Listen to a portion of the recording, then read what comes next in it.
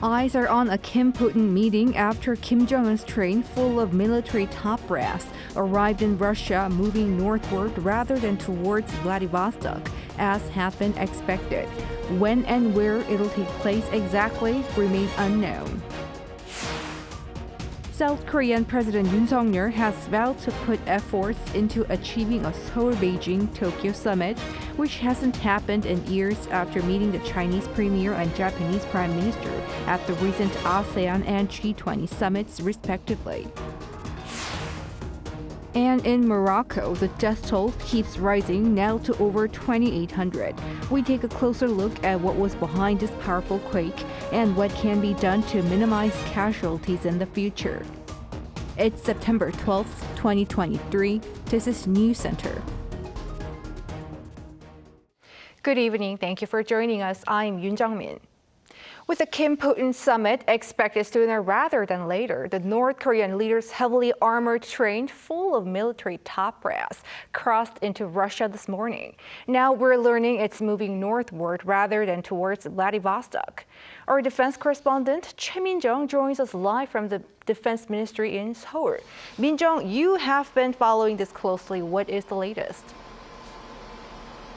Well, Kim Jong-un seems to be moving north toward Russia's southeastern city of Khabarovsk instead of heading to Vladivostok, which many anticipated would be where he meets Vladimir Putin. South Korea's defense ministry said Tuesday morning that it believes Kim entered Russia early in the day using his private train. Japanese media outlets also reported that Kim's train had arrived at Hasan Station this morning and was welcomed with a ceremony. And later on, a Russian media outlet reported that Kim headed to the city of Uzurisk. Sources are now saying Kim's train is likely to take the Trans-Siberian Railway and head toward the Russian spaceport Vostochny Cosmodrome. The leader is reportedly being accompanied by his foreign minister, Choi Sun-hee, as well as his top military officials. This trip to Russia is Kim's first international trip since the COVID-19 pandemic, which forced North Korea to close its borders for more than 3 years. And do we have any idea when and where exactly Kim and Putin will be meeting and what would be on their agenda? Right. This morning, the Kremlin announced that Kim and Putin will hold a summit in Russia's Far East within the coming days. The summit is widely anticipated to take place on either September 12th or 13th, meaning today or tomorrow. And regarding the summit venue, many expected it to take place in Vladivostok. This is where the two leaders met for the first time more than 4 years ago, and it's also where the Russia-led Eastern Economic Forum, reportedly attended by Putin, is taking place until Wednesday. But given Kim's route so far, there is the growing possibility that it may take place somewhere else, possibly the Russian spaceport. Now, Putin has also announced plans to visit the spaceport as well. Now, talks between the two leaders will likely be focused on an arms deal, and considering that a number of military personnel are on the trip, including the regime's two top military officials, Lee Byung-chul and Park Jong-chun, Seoul's defense ministry said it is closely watching whether the two countries will negotiate arms trade. Speaking to reporters on Tuesday, Moscow's deputy foreign minister said humanitarian aid to North Korea may be discussed as well, and Russia also hinted at discussing UN sanctions imposed on the regime. There are also growing concerns that Moscow would violate UNSC resolutions that prohibit any arms trade with North Korea. Back to you, Jung-min. All right, thank you, Min-jung. That was our defense correspondent, Choi Min-jung. Unlike when Kim met Putin in Russia 4 years ago, now there is a war going on in Ukraine. Washington warns against any possible arms deal between North Korea and Russia. Our foreign affairs correspondent Bae Eun-ji explains what this could mean for geopolitics. Just like his first trip to Russia in 2019, North Korean leader Kim Jong-un chose to travel by rail, using his personal armored train to meet with Russian President Vladimir Putin. But the war in Ukraine has turned the tables and things have changed since their last summit 4 years ago. The meeting in April 2019 took place just 2 months after the nuclear summit between Kim and former US President Donald Trump ended in failure without an agreement. North Korea was desperately looking for a diplomatic lifeline, as it had been under UN sanctions for its nuclear and ballistic missile programs since 2006. But now it is Putin who's reaching out to Kim for help, as Russia is completely isolated on the global stage, and it needs weapons for the war in Ukraine. Also, unlike in 2019, Kim was joined by his top two military officials, Lee Byung-chul and Park Jung-chun, which implies that their talks will likely be focused on the military front. He was also joined by Park Tae-sung and Kim Myung-sik, key officials in charge of securing technologies needed for the regime's satellites and nuclear-powered submarines, as well as Cho Chun-young, the director of the Munitions Industry Department, who assisted Kim during his recent visits to a munitions factory and missile plant. During his 12 years in power, Kim rarely made foreign trips, and the closer bond between North Korea and Russia appears to have been driven by Putin's need for weapons and Kim's efforts to break out of diplomatic isolation, to form a united front against the West. Amid concerns that this could possibly extend the Ukraine war, the U.S. State Department said Monday local time that it'll not hesitate to impose sanctions.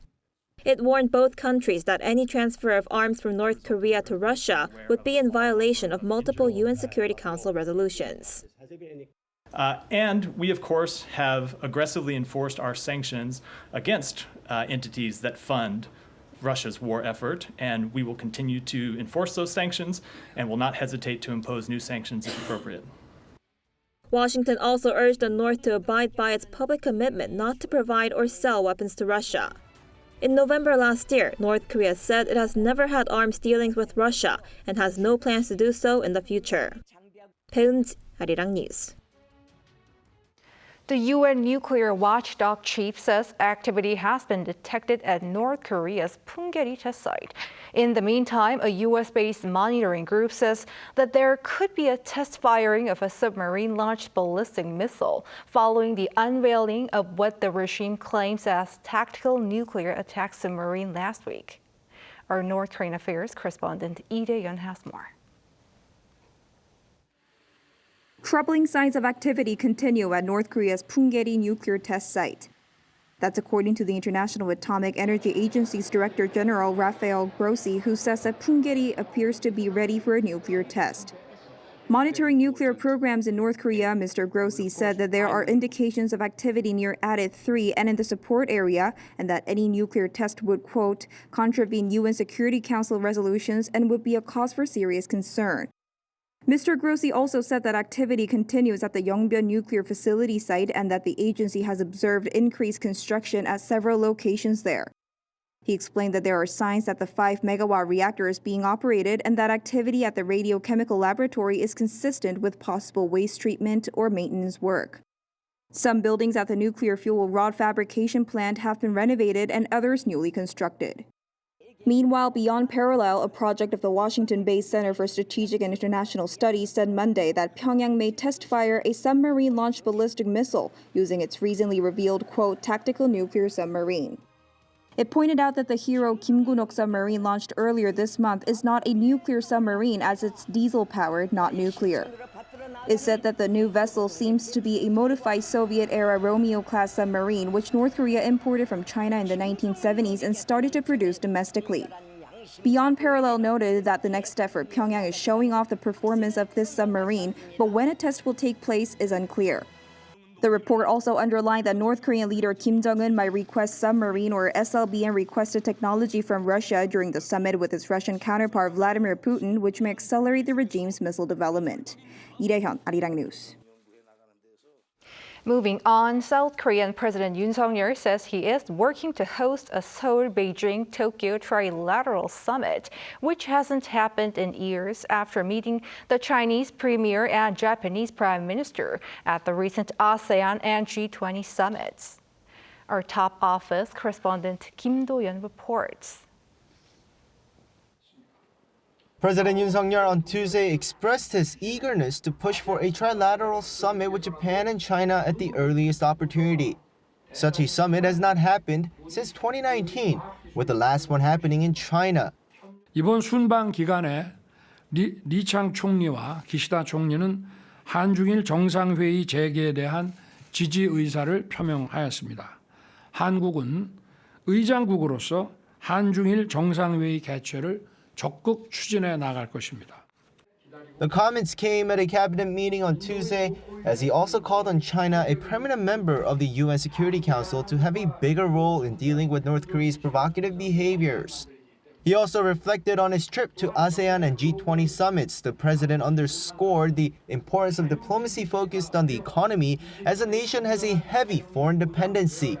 He named South Korea's agreement to cooperate in the space industry with India as one of key takeaways, saying that India is ahead in terms of space technology and South Korea is ahead in terms of manufacturing. The two countries can see a synergy effect in this sector. He also reiterated that 22 MOUs were signed with Indonesia for natural resources, electric vehicles, and nuclear energy. 지난주 순방으로 제 취임 이후 약 1년 4개월 동안 전 세계 50여 개 국가의 정상들과 만나 양자회담을 가졌습니다. 앞으로 재임 중에 대한민국 국민과 기업이 진출해 있는 모든 나라의 정상들과 만나고 국민과 기업을 뒷받침할 것입니다. Spokesperson Lee Jae-myung said that during the cabinet meeting, President Yoon called for his ministers to come up with a checklist in terms of cooperation with other countries. Yoon also says it's important to know what to request from his counterparts at bilateral meetings.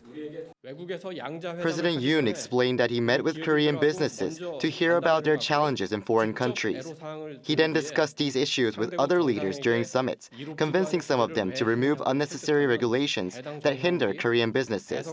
In some cases, these leaders immediately instructed their ministers to address the concerns. President Yoon also said that with the cooperation between Seoul, Washington, and Tokyo strengthening and even expanding into the advanced technology sector, more economic opportunities are opening up. And in the global diplomacy, this has given South Korea the opportunity to play a bigger role in the Indo-Pacific region. Kim Do-yeon, Arirang News. The Korean government and the ruling party are pushing to change a law mandating the Office of Education submit its opinion on any child abuse case. They say it's to better protect teachers from malicious allegations of child abuse amid a number of shocking suicides from related stress. Our political correspondent Kim Jong-sil reports. The government and lawmakers are rushing to protect school teachers here in South Korea. On Tuesday morning, the government and the ruling People Power Party met to discuss amending laws to better protect teachers' authority. They discussed ways to counter one of the most serious issues, unreasonable child abuse reports by parents.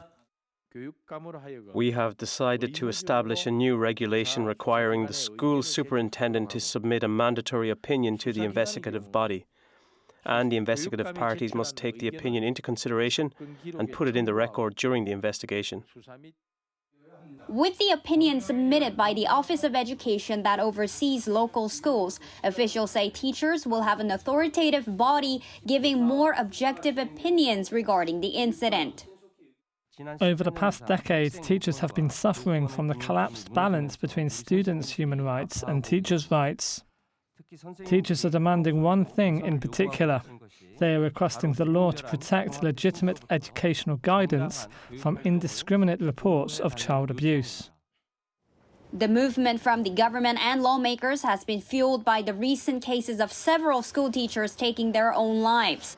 South Korean media reported many of the teachers suffered from malicious complaints for years in some cases, and that they were under a lot of stress when facing police investigations. Physical punishment has been basically banned in schools in South Korea since 2012, but unreasonable reports of, quote, emotional abuse have put teachers in difficult situations when disciplining students. Kim Jong-sil, Arirang News.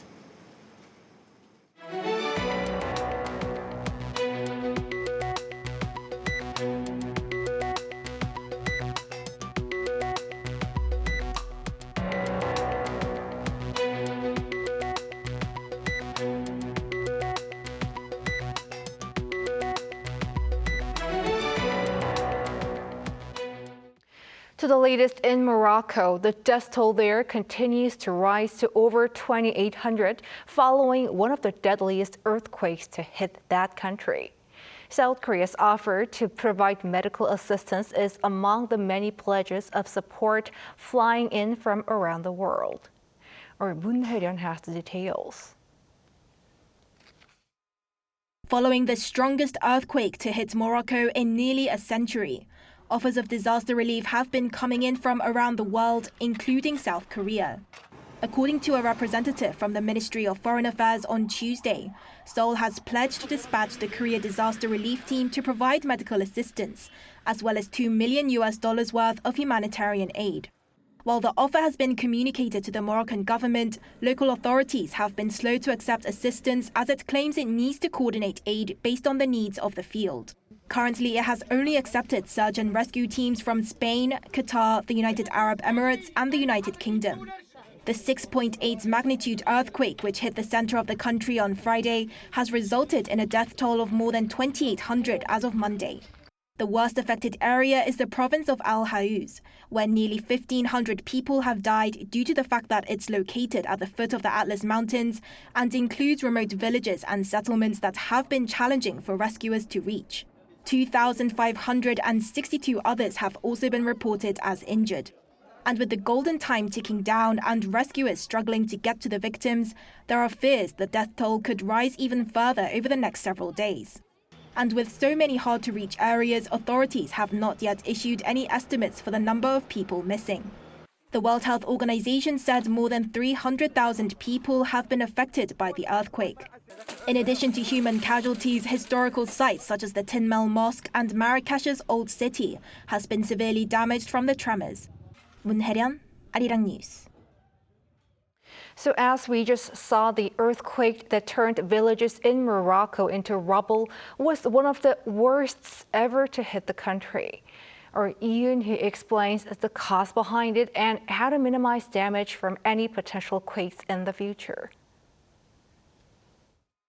A rare massive earthquake that hit Morocco was the deadliest to strike the North African country in 120 years. The magnitude 6.8 quake, which sent people scrambling out of their beds in terror and turned villages into rubble last Friday night, left thousands dead and injured, with the death toll likely to rise farther. The epicenter of the quake that was felt all over the country was located 75 kilometers southwest of the city of Marrakesh, a mountainous rural area near the Atlas Mountains that was not usually known for active temblors. So what exactly caused it? The mechanism of the Morocco quake was different from other earthquakes. It occurred as tectonic plates under Africa and Eurasia collided with a phenomenon called reverse fault, where the edge of the rock on one side of a fault slips under the other. During the earthquake, the edge that lies towards the mountain slid over the other, pushing the mountain side up, a knock-on consequence of the tension between the African and Eurasia plates that built up over time. As the quake occurred in a mountainous area, damage was more extensive due to landslides. One of the reasons behind the extensive damage was the construction quality of the buildings.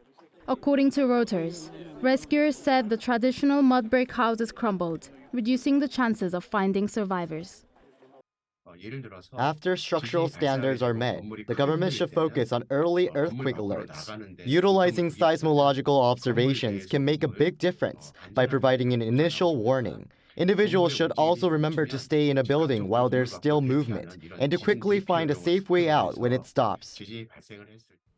Experts also added that while Morocco's earthquake was hard to predict, governments need to invest in buildings designed to withstand earthquakes in order to minimize damage and casualties despite the cost.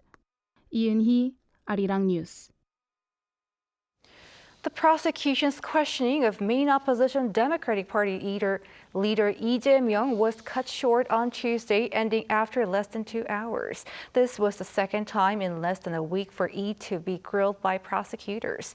Lee, who's been on hunger strike for nearly 2 weeks, appeared at the Suwon District Prosecutor's office to face allegations of third-party bribery. The prosecution suspect Lee approved or condoned Sangbangul Group transferring $8 million billion to North Korea in 2019, with some of the money being intended to facilitate his planned visit to Pyongyang.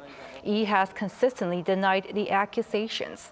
DP spokesperson Kim Han-gyu told reporters that this will potentially be Lee's last appearance at the prosecution before either having the allegations dropped or, more likely, facing an arrest warrant request sometime next week. If an arrest warrant is issued for Lee, a motion requesting consent for arrest will be put to a vote at the National Assembly.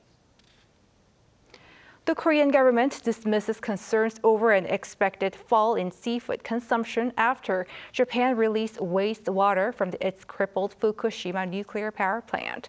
In a daily briefing today, Vice Oceans and Fisheries Minister Park Sung-hoon said seafood sales at the country's 3 major supermarket chains increased more than 11% from August 28th to September 3rd from the week before.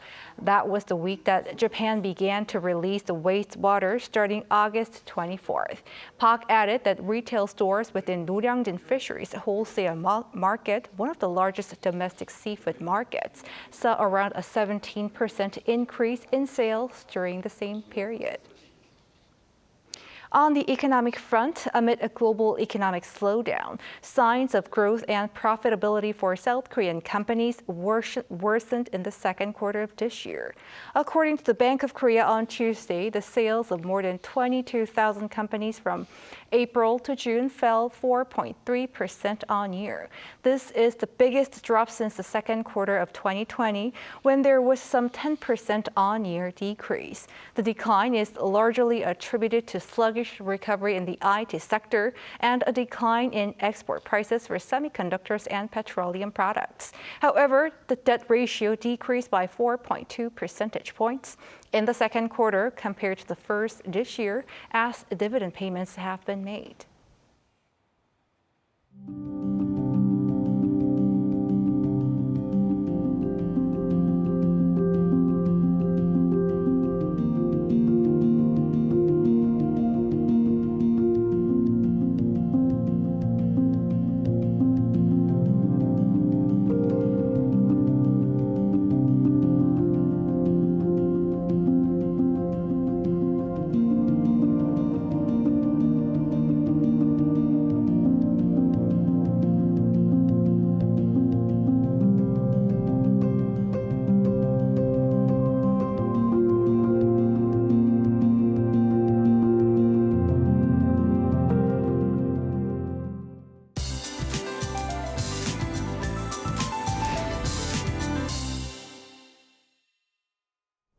Conditions will get close to what we see in the fall months tomorrow. Readings will get back to the seasonal norms for most regions. Highs will be hovering around 27 degrees Celsius for Seoul, which is about the seasonal average. Other regions such as Andong and Jangsu will be breezier than today. But due to unstable atmospheric conditions, brief showers are expected for large parts of South Korea. For eastern Gangwon-do province in Jeju Island, light rain is in the forecast. The amount of rainfall won't be too much, with about 5 to 20 millimeters. And scattered outbreaks of rainfall are in store for other inland regions as well, so make sure to have your umbrellas handy. Partly cloudy to overcast skies will dominate for the morning hours. Seoul, Gwangju, and Daegu will be starting off at 22 degrees. The entire nation will see daytime highs dropping below the 30-degree mark. Seoul will get up to 27 degrees, Daejeon 25, Daegu and Gyeongju will be topping out at 27 as well. And temperatures will stay relatively breezy for the next few days. In between Friday and Saturday, another round of nationwide rain is in the forecast. That's all for now, and here are the weather conditions around the world.